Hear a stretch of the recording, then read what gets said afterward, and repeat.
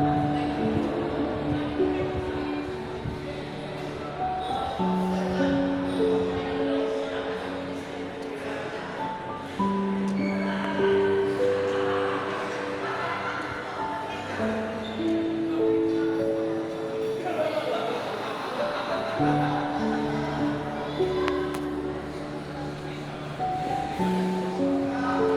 ito yung session hall kung saan kami ay kumakain.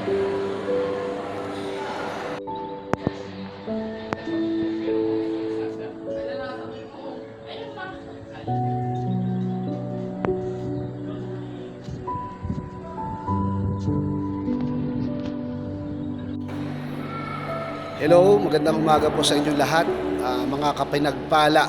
So lahat po tayo ay pinagpala. So anumang sitwasyon, anumang panahon, mabuti ang Diyos. Yun lagi ang nating tingnan kasi nalulugod ang Diyos sa mga taong mapagpasalamat.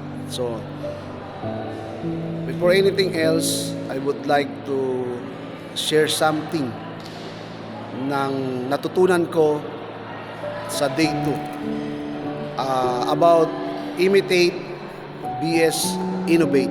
So, bakit mas mahalagang tularan natin si Kristo kesa mag-innovate tayo?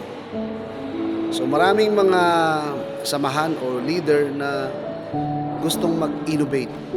So, hindi po masama yan. Marami yung gustong gumawa ng bago, sarili ng paraan, yung kakaiba. Again, hindi ito masama. Pero, mas mabuting bagay ang mag-imitate. Mag-imitate muna tayo bago tayo mag-innovate. Sa pamumuhay Kristiyano po o Christian living, mas mahalaga po yung pag-imitate. Kasi meron tayong perfectong modelo. Sino ba yung perfect model natin? Si Jesus Christ.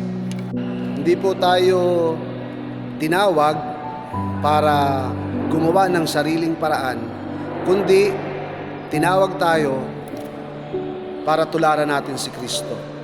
Kung paano siya mag-win ng soul, kung paano makipagrelasyon, kung paano niya ginagawa yung mga bagay na kung saan tayo ay mapapalapit sa tao. So yung keyword, imitate, tularan.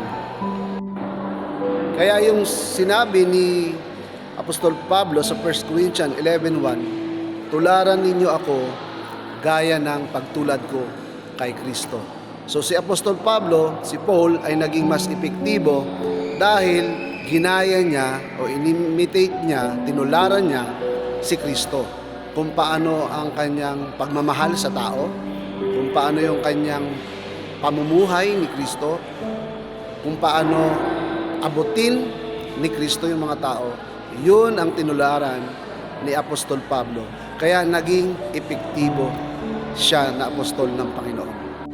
So, paano tayo magiging epektibo na disciple ni Jesus Christ?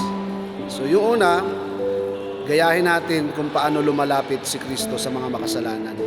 Sa Luke chapter 19 verse 10, ito yung sinabi ko sa inyo kahapon, na hinahanap niya yung mga nawawala.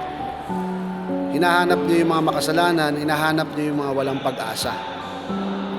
Para bigyan sila ng pag-asa na mayroong Diyos, na ang Panginoon, kapag lumapit ka, siya ay tunay na nagmamalasakit sa mga tao. So lalapit talaga tayo sa tao. Hindi tayo lalayo katulad ng ginagawa ni Jesus Christ. Hindi siya nadidiri sa mga taong makasalanan. Na para bang pinagdidirihan natin yung mga tao na nagkamali. Tayo din nagkamali tayo. Sa mata ng Diyos, tayo ay makasalanan. Kaya hindi din dapat tayong madiri o ikahiya natin yung mga tao para hindi dalhin sa kanila yung magandang balita. So, anong gagawin natin? Lapitan natin sila, kumustahin natin sila, pakinggan natin yung kwento nila, ibigin natin sila ng gaya ng pag-ibig ng Diyos sa atin. pagpapakita ng malasakit. So yan yung mga bagay na ginawa ng Panginoon na dapat nating tularan. So kung papansinin mo, hindi nagsimula si Jesus Christ sa pag-judge o pagsisermon, kundi saan siya nagsimula, yung pinakamahalagang bagay, sa relationship. Intentional si Jesus Christ to build a relationship. Kaya yun lang sa hapong ito, sa umagang ito mga kapatid, ay pagpalain kayo ng Diyos na mahalaga pala na para magkaroon tayo ng magandang kinabukasan, magandang hinaharap, tularan natin si Kristo, no? Tularan natin ang kanyang mga gawa. So God bless everyone. May session pa kami. So last day namin ngayon. So pag-ibig at pag-iingat ng Panginoong Hesus Kristo ang laging sumainyo. God bless.